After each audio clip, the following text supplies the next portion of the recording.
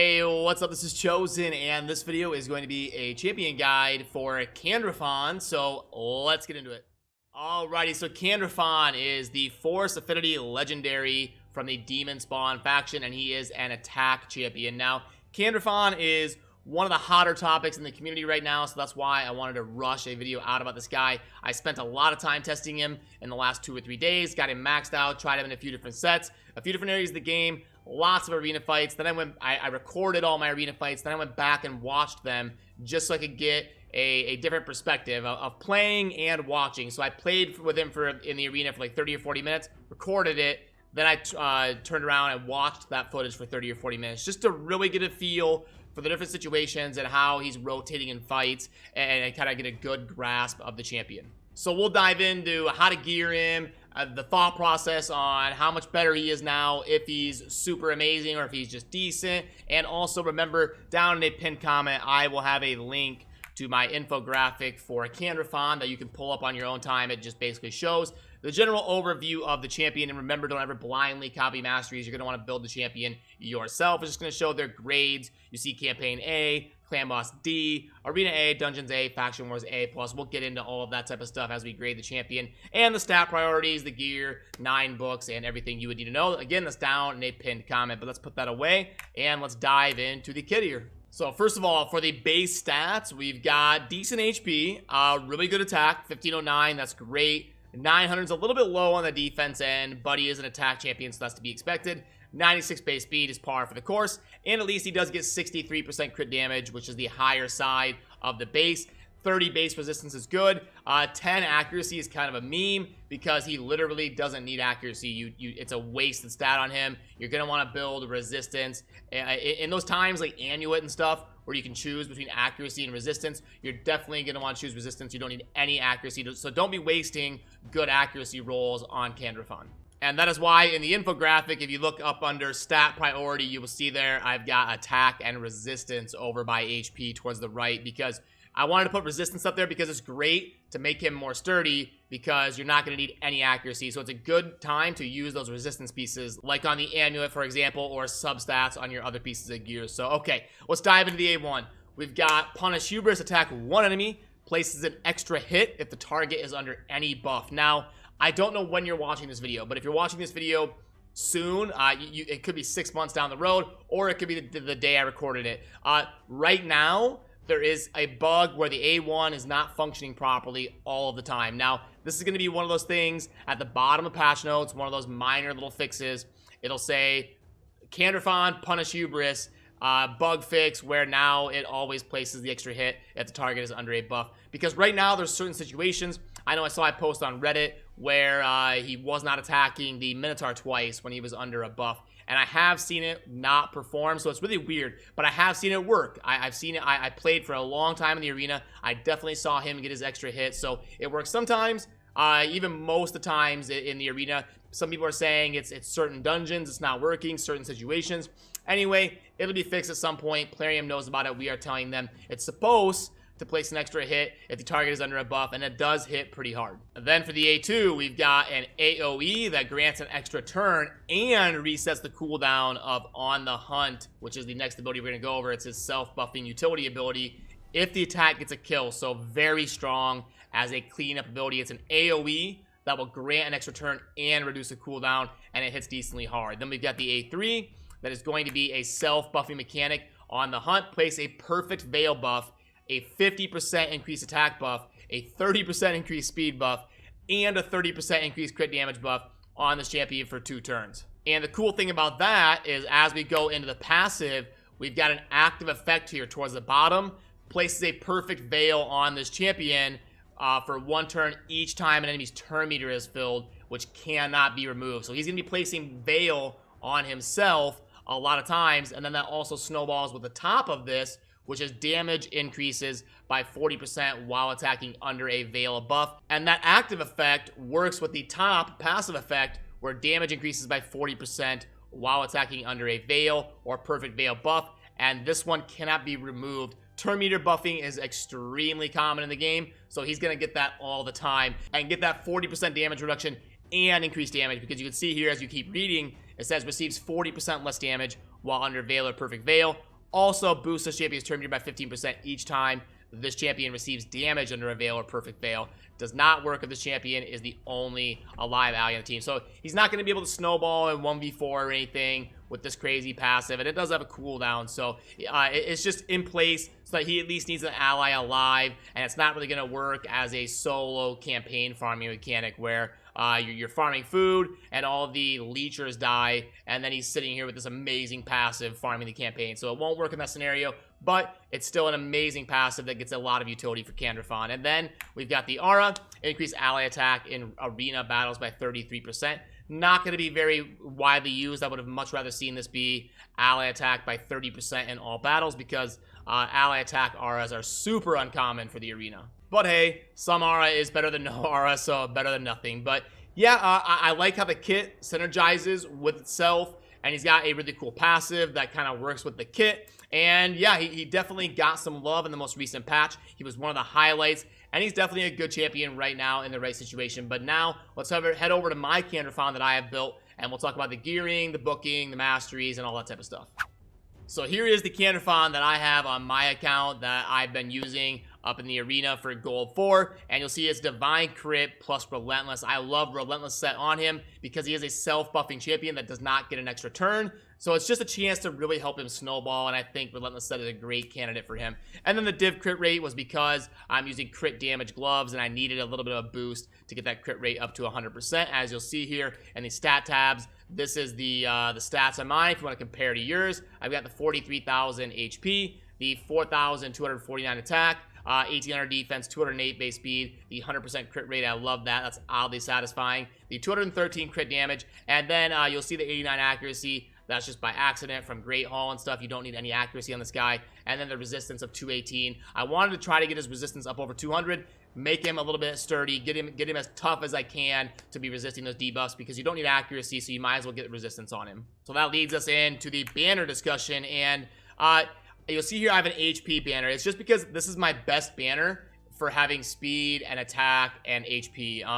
Now, I would probably ideally want that main stat to be resistance and go resistance plus lots of speed and attack. That would be ideal. So if you got a great resistance banner, he is a good candidate for that. On the amulet, you're gonna want crit damage if you have 100% crit rate. If you're building him as a damage dealer, which most of the time you're going to be, you're gonna want to fire off a crit damage amulet, and this one was a perfect candidate because you can see the triple roll resistance. I love that on him. And then for the ring, we're a stat stick. Lots of attack, defense, and HP, your best blend of that. He's an arena champion, so you're gonna want speed. A lot of time, there are some variations of him that he can do very well with low speed because of the extra turns and snowballing and stuff. So if you've got amazing attack boots, those can be viable as well. I think for most situations, speed boots will be great on him. The attack chest is usually going to be the right route to go. And then as long as you're getting good resistance and crit rate, attack, and crit damage, everything else should kind of make sense. There is the gloves, and I'll show you the rest of my gear just in case you want to see it. The helm, and then the weapon right there. So then for the booking process, books are decently impactful on him all the way around. He does take 9 books to fully max out, and he's a pretty solid legendary, so you don't have to feel bad about spending books on him. You could, if you wanted to, stop if you got good RNG after getting this cooldown on his AoE. That's a pretty big thing to get for him book-wise. If you want to stop there, you can, but the 20% damage on the A1 for the last 2 books here, that is a lot of damage because A1 does hit pretty hard. So don't feel bad about spending books on Candraphon if you're going to be using him a lot in the arena, because you will get utility out of him in the game, especially with 3v3 arena. He's going to be somebody you're going to be using fairly common. And then for the masteries, again, I've got that infographic down below if you want to pull that up and take a look at these anytime that you want. But I think this will be a pretty standard, useful setup for Candraphon if you wanted to use these. And we're not really ever going to have to worry about getting War Master or Giant Slayer on him because he is so bad in the clan boss. That's definitely his worst area of the game. You're not really going to want to be bringing this guy to a clan boss fight, so I would go ahead and get Helm Smasher in my opinion, but you could also get crit damage if you felt so inclined.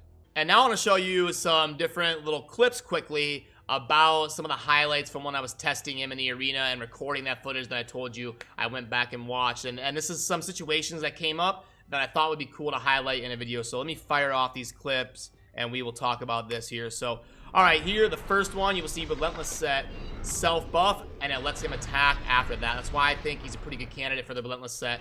And then the second one here is going to be a Relentless Set Snowball, against showing why, because you see the one turn, then the self-buff, and then he just keeps right on snowballing, runs in and gets a kill with that A1. So Relentless Set, those first two clips were just to show how good that can be. Then here, you'll see he attacks once with the A1, but he doesn't hit again.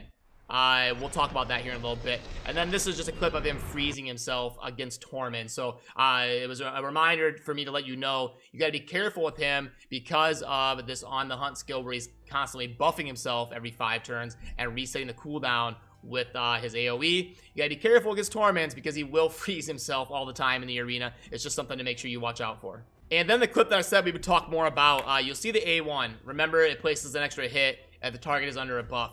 Well, in that clip, he ran forward and attacked the Madame Ceres that was under a shield buff. His first attack did enough damage to break the shield buff, so it was no longer there. Thus, he did not get a second hit with his attack because the buff was no longer there after his first attack. So that was kind of a rare, fun little scenario I wanted to show you. But remember, at the time of me recording this video, the A1 is not functioning perfectly. I would bet within the next month or two, it's going to be fixed. So if you're watching this video down the road, expect the A1 to be performing as it is written here. But now let's dive into getting this guy graded in all the different areas of the game.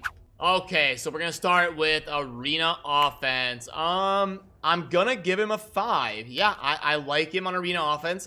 I wouldn't say he's like broken, god tier, ridiculous, but he's definitely good. I'll give him a 5.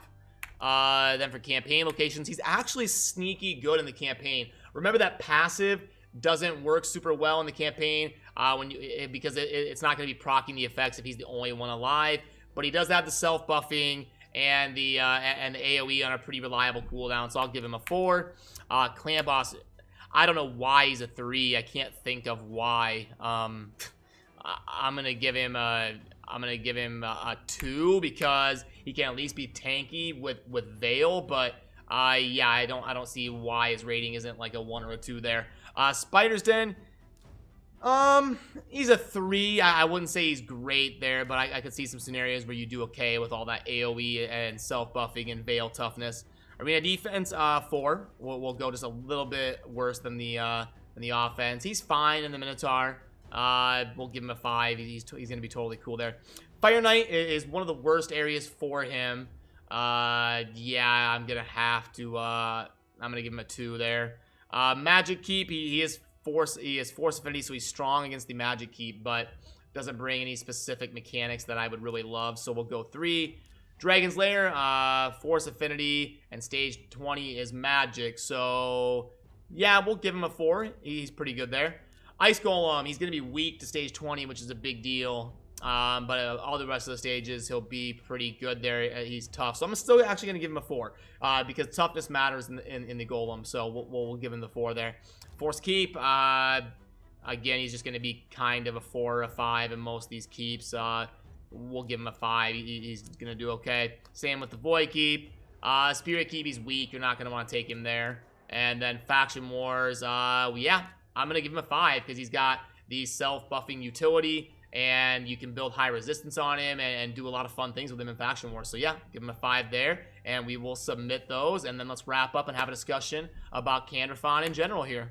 And I will also pop up that infographic while we're talking here, just in case you want to look at that. So here we go. And yeah, Candraphon, what's my impression after diving in, building him, maxing him out, booking him, testing him for a few hours, watching the footage, and working on this video? I think he's good. I think he's probably properly designed at this point.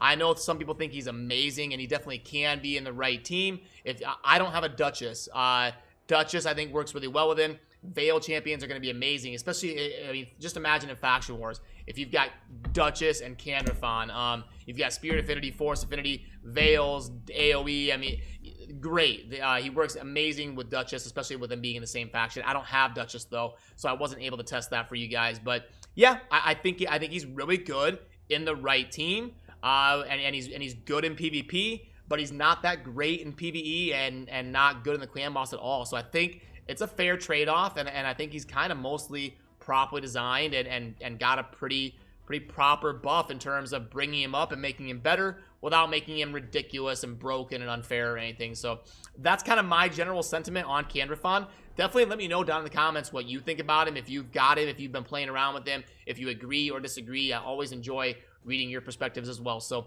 that's going to do it for this video. As always, thank you for watching. Have a good rest of your day. Peace.